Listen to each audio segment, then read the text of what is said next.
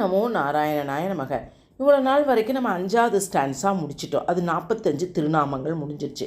இப்போ 46வது திருநாமத்திலிருந்து 6வது ஸ்டான்ஸாக ஆரம்பிக்குது. அப்ரமேயோ ஹிருஷிகேசப் பத்மநாபோ மரப்பிரபு விஸ்வகர்மா மனுஸ்வஷ்டா ஸ்தவிஷ்டஸ்தவிரோ திரவக. இன்றைக்கு பார்க்க போகும் திருநாமம் 46வது திருநாமம். அப்ரமேயக அப்படின்னு அர்த்தம். அதாவது என்னென்னா, அதனுடைய பொருள் என்னன்னு பார்த்தோம்னா, அறிவுக்கு அப்பாற்பட்டவராமாம். சொல்லும் முறை அப்ரமேயாய நமக அப்படின்னு சொல்லணும்.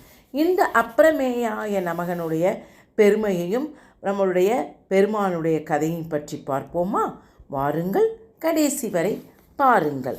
அதாவது என்னென்னா பார்த்தீங்கன்னா, ஒரு நாள் மைசூர் மகாராஜா கோலார் தங்க சுரங்கம்னு நமக்கு தெரியும். அந்த தங்க சுரங்கத்தை பார்வையிட சென்றிருந்தாராம். அப்போது தன் வலக்கையில் வெண்ணெய் ஏந்தி கொண்டு இடக்கையில் வெண்ணெய் பானையை அணைத்தபடி எழுந்தளிருக்கும் நவநீத கிருஷ்ணனுடைய விக்கிரகத்தை அந்த கோலாலூரில் ஒரு ஒரு ஒரு சிறுமியிடம் இருப்பதை கண்டாராம். யார்? நம்ம மைசூர் மகாராஜா. அந்த நவநீத கிருஷ்ணன் மன்னரின் உள்ளத்தை கவர்ந்து கொள்ளை கொண்டனவா. யார்?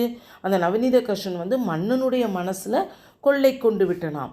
உடனே அந்த சிற்பிக்கு நிறைய பொற்காசுகளை கொடுத்து நவநீத கிருஷ்ணன் விக்கிரகத்தை வாங்கினாராம். மன்னர் தங்கச் சுரங்கங்களை பார்வையிட்ட பின் மைசூருக்கு செல்லும் வழியில் மல்லூர் என்ற ஊரில் ஒரு இரவு தங்கினாராம்.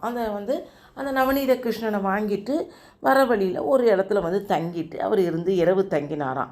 மன்னரை சந்திக்க வந்த அவ்வூர் மக்கள் அவர் மக்களுடைய உள்ளங்களையும் இந்த நவநீத கிருஷ்ணன் கவர்ந்து விட்டாராம்.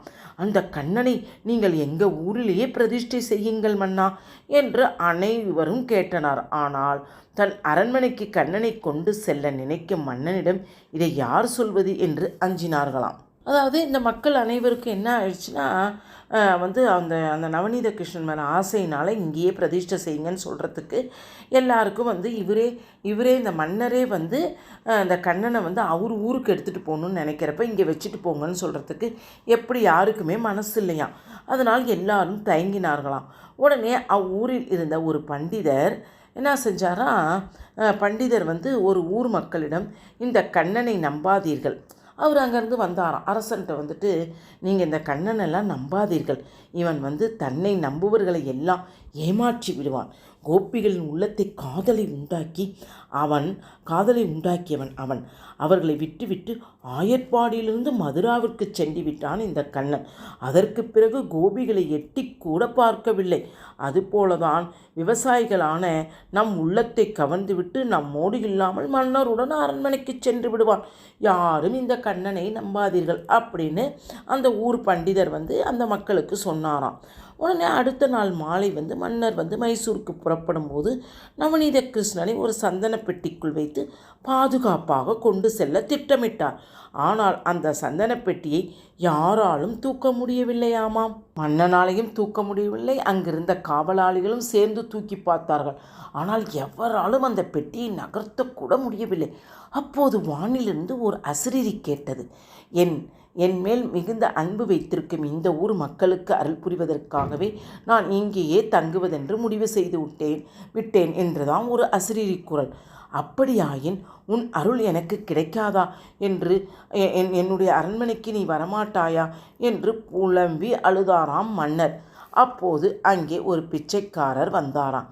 மன்னா, கண்ணனுக்கு முன் நீங்களும் ஒரு பிச்சைக்காரர் தான். அவரது லீலைகளை சாதாரண மனிதர்களால் யாருமே புரிந்து கொள்ள முடியாது. மனிதர்கள் மட்டுமல்ல, பிரம்மா, இந்திரன் முதலிய தேவர்களுடைய புத்திற்கு கூட அப்பாற்பட்டவை. அவருடைய செயல்பாடுகள் இவ்வாறு தேவர்களின் புரிதலுக்கே எட்டாத மேன்மை உடையவர்தான் இந்த கண்ணன். அதற்காக தான் அவருக்கு அப்ரமேய என்று அழைக்கப்படுகிறார்கள். ஊரில் ஒரு பெருமாள் கோயில் உள்ளது. அந்த பெருமாளுடைய கோயில் பேரே, அந்த பெருமாளுக்கு கோயிலின் பேரே அப்ரமேயன் என்ற ஒரு திருநாமம் உள்ள ஒரு கோயில் உள்ளது என்றாராம் அந்த பிச்சைக்காரர். கண்ணன் தன்னை நம்பியவர்கள் ஏமாற்றுவான் என்று சொன்ன அவ்வூர் பண்டிதரை பார்த்து கண்ணன் பண்டிதரான உங்களின் புரிதலுக்கு அப்பாற்பட்டவன் என்பதை புரிந்து கொண்டீர்களா பண்டிதரே என்று சொன்னாராம் அந்த பிச்சைக்காரன். தன்னை நம்பியவர்களை கைவிடாதவன் என்பதை உணர்த்தும் விதமாக அரண்மனையை வேண்டாம், நான் உங்களுடைய தங்க முடிவெடுத்து உள்ளேன் என்று சொல்லிவிட்டார் பாருங்கள் நம்முடைய நவநீத கிருஷ்ணன் என்றாராம் அந்த பிச்சைக்காரன். இவ்வாறு சொல்லிவிட்டு அந்த பிச்சைக்காரன் மறைந்து விட்டாராம்.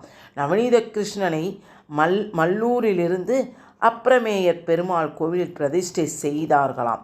இவ்வாறு பெங்களூர் மைசூர் சாலையில் அமைந்துள்ள மல்லூர் கோவிலில் உள்ள இந்த நவநீத கிருஷ்ணனை தரிசிக்கும் தம்பதிகளுக்கு விரைவில் குழந்தை பாக்கியம் கிடைக்கும் என்பது ஐதீகம். இவ்வாறு பிரம்மாதி தேவர்களின் புரிதலுக்கு அப்பாற்பட்டவனான விளங்கும் எம்பெருமான் அப்ரமேயோ என்று வழங்கப்படுகிறது. அதுவே விஷ்ணு சகசரநாமத்தில் 46வது திருநாமமாக அப்ரமேயே நமக என்று தினமும் சொல்லி வருபவர்களுக்கு நவநீத கிருஷ்ணன் போன்ற அழகான குழந்தை பிறக்கும் என்று சொல்கிறார்கள். எப்படி பாருங்கள், நம்ம பெருமாளுடைய கதைகள் எல்லாம் எப்படி இருக்குது பாருங்கள். பெருமைகள் கதைன்னு சொல்லக்கூடாது, எல்லாமே பெருமைகள். ஒவ்வொரு பெருமைகளும் ஒவ்வொரு பீசியஸு.